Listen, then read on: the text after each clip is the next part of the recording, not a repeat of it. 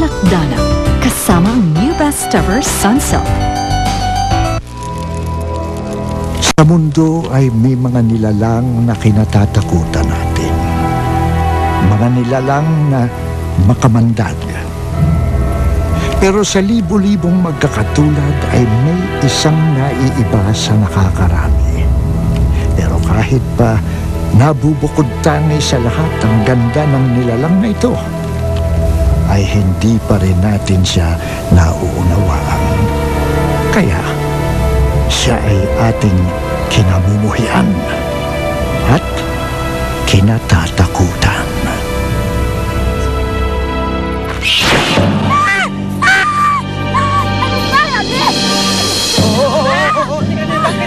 Merong alakdanin. Baka kagatin ako. Nakakatuwa naman tong baby ko. Alakdan lang natatakot ka. Kaya mo, poproteksyonan kita. I'll be your savior. Teka, Bakit? Berhel, mamata pa mo, baka makita tayo. Eh ano ngayon kung makita nila tayo? Buti nga malaman na nilang tungkol sa relasyon natin eh. Pagod na ako. Gusto ko malaman na nila. Berhel, natatakot ako. Katulong lang niyo ako. Siguradong hindi nila ako matatanggap at saka siguradong magagalit sila. Paano kung pag-iwalay nila tayo?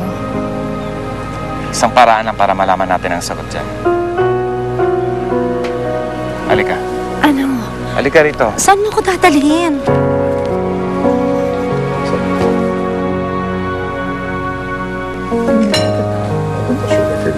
Mama? Papa? Oh, iho.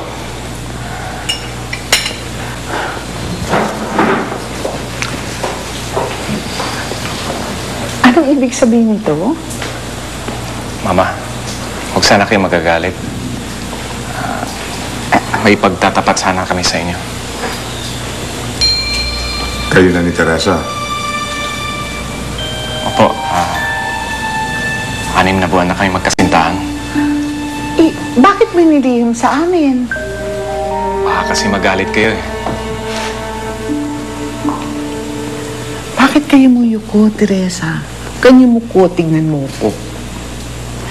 Alam mo, bilang isang babae, dapat hindi kayo mo yuko, taas noo. Lalo na't kasintahan mo si anak ko.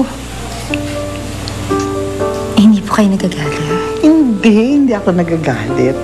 Alam mo dati, nagtatrabaho lang ako rito sa kanilang kuprahan. Isang simpleng babae na minahal ng isang malaprinsipeng lalaki. Alam mo nung pa gusto na kita.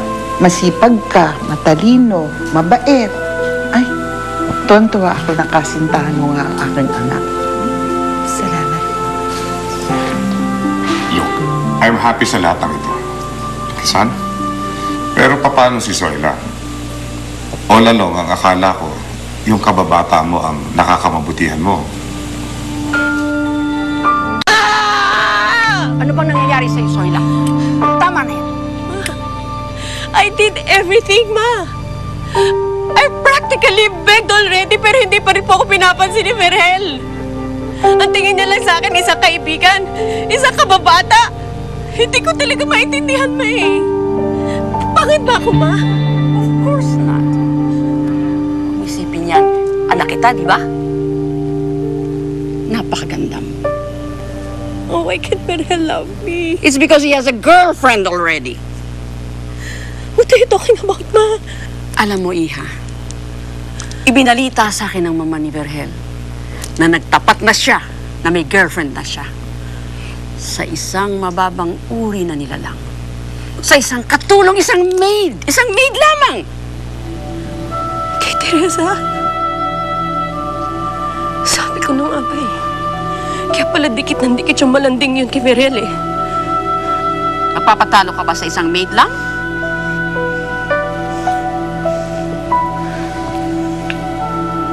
Of course not. This is war, Ma. And I intend to win.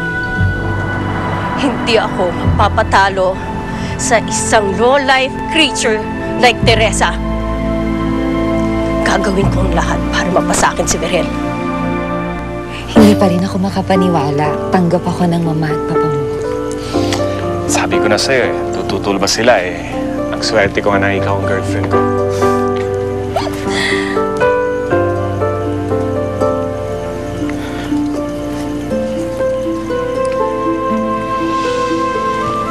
Verhel, Masaya ako tuwing kasama ka.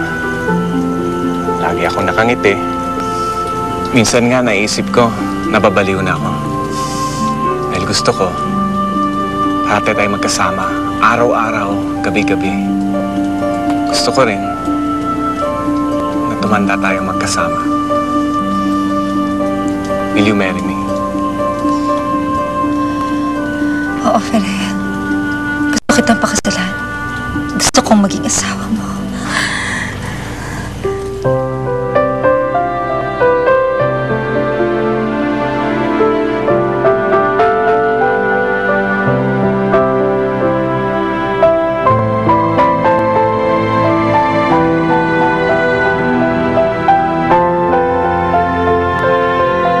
Ikakasal ka na? Sa anak ng amo mo?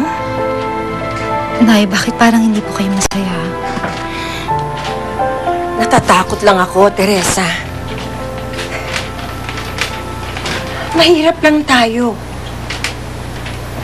Kumadrona at pagtatawas ang kinabubuhay natin. Samantalang, mula sa pinakamayamang pamilya dito si Verhel. Baka apihin ka lang nila. Iba po ang pamilya ni Verhel, Nay. Hindi po sila matapobre. Sa katunayan nga po, papunta na po si Verhel at ang mga magulang niya dito. Gusto daw nila kayong makilala. Talaga? Pupunta sila dito? Ay, kahit mahirap lang tayo, pupunta sila dito? Opo, Nay. Naku, sana sinabi mo kagad. Para nakapagluto man lang ako ng kahit ginatan para sa merienda. Hindi na po kayo. Teresa! Zoila.